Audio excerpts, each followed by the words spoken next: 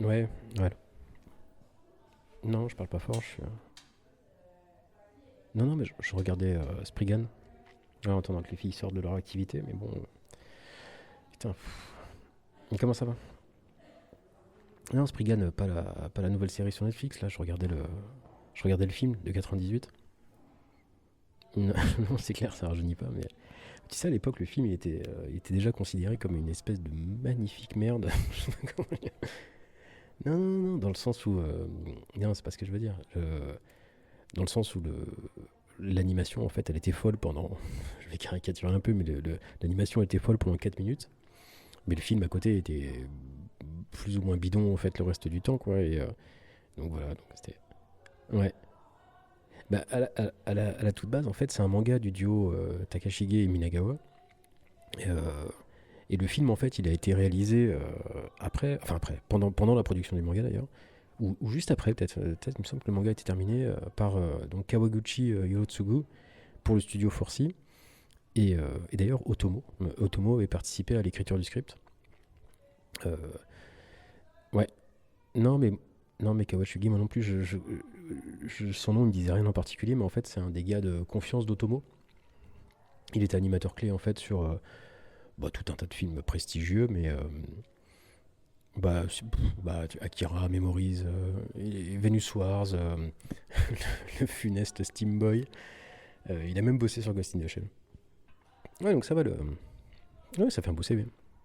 Il a aussi réalisé des films. Après, il a réalisé Onigamiden, qui est un métrage assez moyen de mon point de vue, mais je t'en reparlerai une fois où je peux te le passer, tu verras par toi-même. Et le fameux Spriggan, en fait, tiré du manga qui à l'époque, en fait, avait fait sensation, mais surtout, en fait, pour la qualité de son animation et pas franchement pour le scénario à base d'Arche de Noé, de tenues qui donnent des capacités spéciales, etc. etc. Ouais, il y avait un délire. Bah, on était moins sélectif à l'époque, hein. Encore que, je sais pas. Mais tu sais, c'est ça, c'est comme Blood the Last Vampire chez Project IG. Euh, mais au moins, Blood the Last Vampire, en fait, le film, lui, était conscient d'être, ou plutôt de n'être qu'une grosse démo technique. Alors que pour Spriggan, en fait, c'est pas vraiment ça, c'était pas l'objectif, quoi. Mais aujourd'hui, en fait, ce qu'on retient de Spriggan, c'est ces 4 minutes d'animation. Enfin bon, bref, le film est pas génial. Mais la licence, elle a quand même rayonné.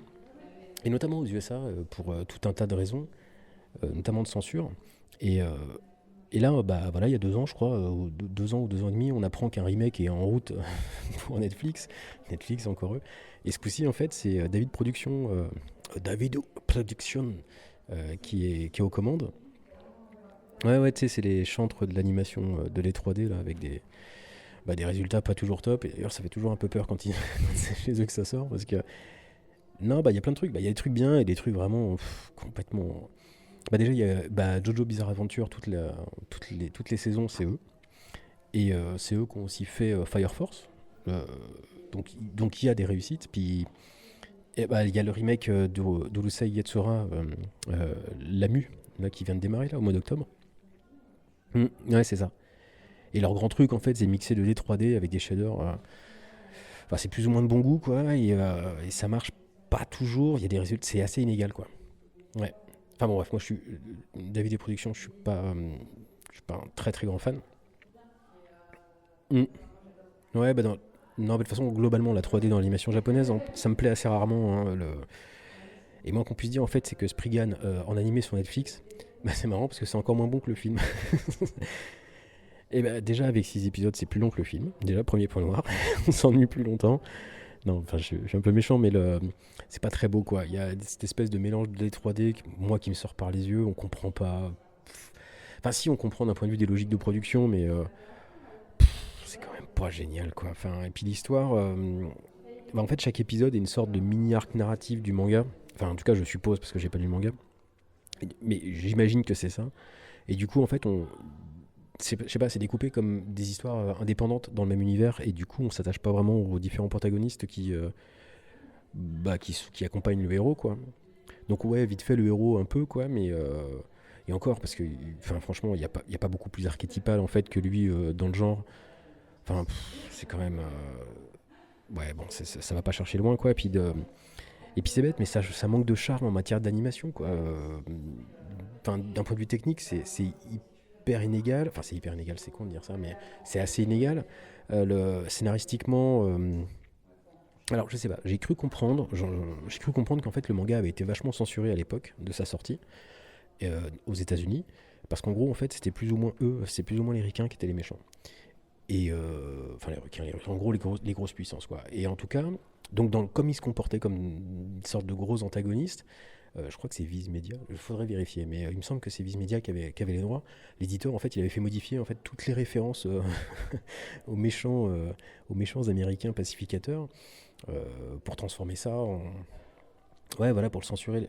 C'est ça, c'est un peu tatillon sur ces questions-là. Et c'est dommage parce que c'était un des propos qui pouvait être intéressant éventuellement dans le manga, enfin en tout cas de ce que j'en comprends quoi. Et dans ce nouvel anime, en fait, on contourne le problème et on fait comme à chaque fois qu'on veut froisser personne, et on met en place une sorte de société paragouvernementale qui agit dans l'ombre. Ouais, c'est ça. Ouais, bah c'est les mêmes pour le Covid. C'est le même principe. Ouais, voilà. Donc ça vole pas haut, mais je sais pas. On n'est pas non plus là pour ça en fait quand on va regarder Spriggan quoi. Même à l'époque pour le film. C'est ça. Bah du coup pas convaincu, mais faudrait que je me retrouve le manga en fait pour essayer de comprendre un peu le succès du truc parce que ouais surtout qu'en fait il va y avoir une saison 2 hein, a priori ça a été commandé donc elle devrait pas tarder à être annoncée d'ailleurs. Le manga je sais pas du tout mais il y a 11 tomes donc ça va quoi. Mm. Mais tu sais quoi je vais aller regarder sur le net s'il y a pas quelqu'un qui vend ça pour essayer de comprendre. Ouais ça marche. Ouais bah ok. Ouais bah passe une bonne journée. Ça marche bisous. Ouais bisous bisous. Salut.